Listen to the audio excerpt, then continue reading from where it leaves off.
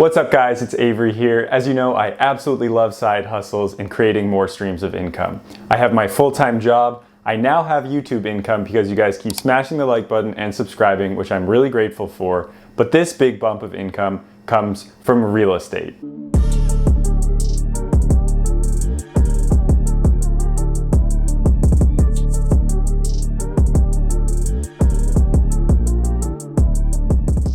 If this is your first time to the channel, or if you're returning and you haven't hit that subscribe button yet, go ahead and do so and tap that notification bell so you don't miss out on any tips for investing in real estate and things you can do with your money in order to build your wealth. And if you're interested in joining my Patreon, the link is in the description below. Having multiple streams of income is extremely important. It's also extremely important to have that emergency fund for 3 to 6 months of expenses. But if you have multiple streams of income, you're going to feel a lot better if you potentially get fired from your job, or if your stock portfolio loses a ton of value.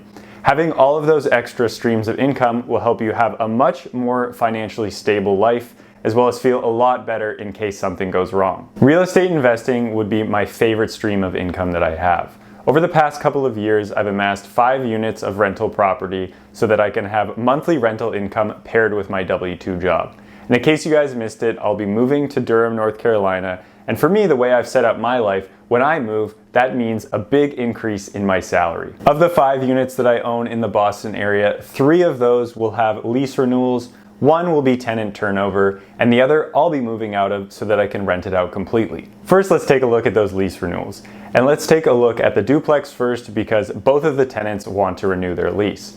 So first, that 2-bed, 1-bath that I have within the duplex is currently rented for $1,500. And it's rented about $400 to $500 below market rent. And the reason that is because I rented it out to a relative. And the reason I did that is because when I was moving out, it was right at the height of the pandemic, right at the height of uncertainty, as well as extreme uncertainty in the economy. So because I rented it out to a relative, I didn't have to worry about them paying rent, as well as finding new renters, as well as those people potentially losing their jobs. My relative has a strong job and I knew that they would keep it and that everything would go smoothly and they'd be able to pay rent. And I was able to sweeten the deal for them, allow them to save more money by offering them a much lower than market rent. So that unit will be going from $1,500 to $1,800. And the reason why it's such a big jump is because originally they thought they would only be living there for 1 year, but they really like it, so they'll be staying for longer. And that $300 increase may seem like a lot, but it's still $100 to $200 lower than what market rent is today. So they're still saving a lot of money, as well as they don't have to move, so there's not going to be any moving costs for them. So it's a good win-win situation for them, as well as for me. So that extra $300 per month in income will amount to $3,600 per year added to my rental income. The other upstairs tenant, my Section 8 tenant, which I absolutely love, and if you guys don't know anything about Section 8, definitely learn about it. I think it's a great thing to add to your portfolio, but they are currently at $2,880. And I'm not increasing their rent. They're just going to continue to live there. I absolutely love them. They're great tenants. And the reason I'm not increasing the rent is because I increased it last year. And I actually went through an increase of $2,400 to $2,880. It was interesting because the way Section 8 works is the housing authority is the one who sets the rental rates. So I asked for a $200 increase last year, but they gave me an extra $480 from the rent that I had prior. And that works really well because the tenant doesn't pay any of that money. It's all coming directly from the government. So that's a great win-win situation. I didn't want to go through the hassle of doing that again or changing anything with the housing authority. And I'm just happy that they're still staying there. So that Section 8 tenant isn't bringing any more of rental income to me this year. Although I'm not losing any rental income, I don't have any vacancy. I don't have to screen any more tenants. So that's worth a lot to me because vacancy and turnover is what's going to lose you the most amount of cash flow when it comes to investing in real estate. So if you can keep your tenants in if they're good, as well as if they're near market rent, there's no point in increasing that rent if everything is running smoothly. So for the 3 family that I'm currently sitting in, there was a lot that was happening. I'm going to be moving out, so this unit will be vacant. The upstairs tenants are going to be moving out, so that unit will be vacant, as well as the other unit that someone is currently living in. They wanted to renew the lease, and at one point they were interested in moving out, but I was able to keep them in. Again, so that's awesome for me for less vacancy, less turnover, less worry about screening new tenants and all of that stuff. So it worked really well in my favor to not have all 3 of these units up to be vacant, but instead only to worry about 2 of them. First, let's take a look at that lease renewal in the studio apartment on the other side of me, where they were paying $1,500 a month for their studio apartment. And before I took over, it had a lot of interesting updates that were happening with that apartment. Red walls, it had a pretty gross bathroom, the ceiling was totally rotted out, and there was actually a ton of water damage.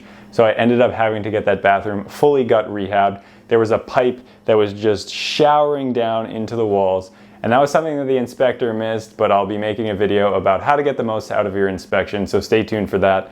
But because of all of that, I had to get the bathroom renovated. And because I had to get the bathroom renovated, I had to house the tenants somewhere else. So they actually stayed at home, and I paid them a little bit of money back for the month of rent. And because of all of that and that they were gone, I also renovated their kitchen and painted the entire apartment while they were gone for that week. So they went from that beautiful apartment, we're still at $1,500, so I increased their rent up to $1,550. So that's not really a big difference when you think about all the money that I put into making their apartment look awesome, and they were happy to sign an other year lease because I didn't increase the rent extremely aggressively.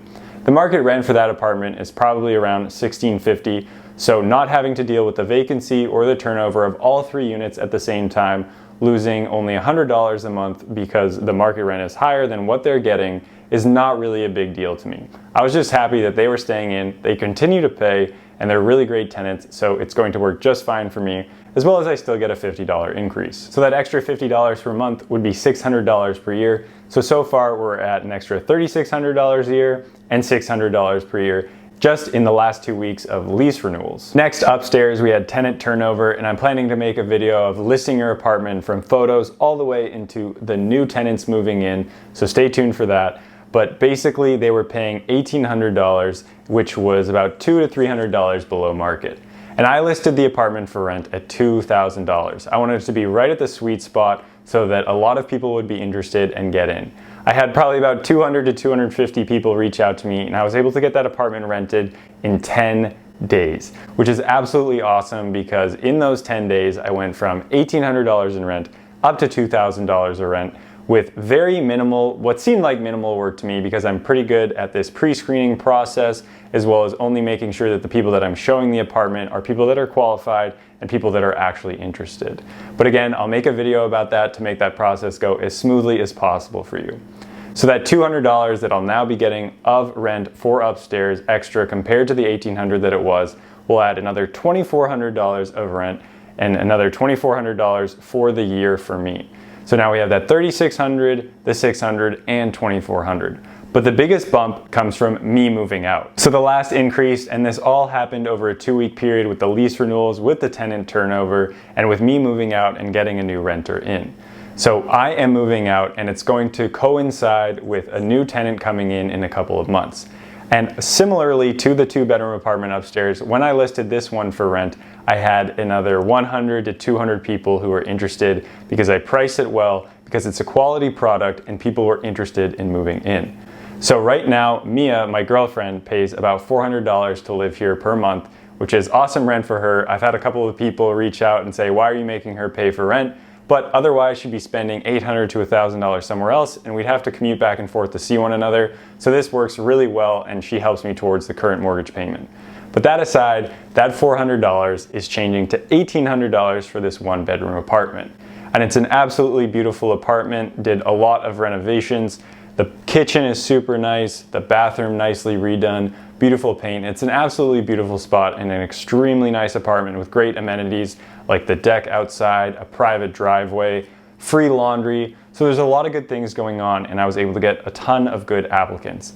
And similarly to the 2-bedroom upstairs, I was able to get a tenant with a lease signed in under 2 weeks, about 10 to 12 days before someone was coming in.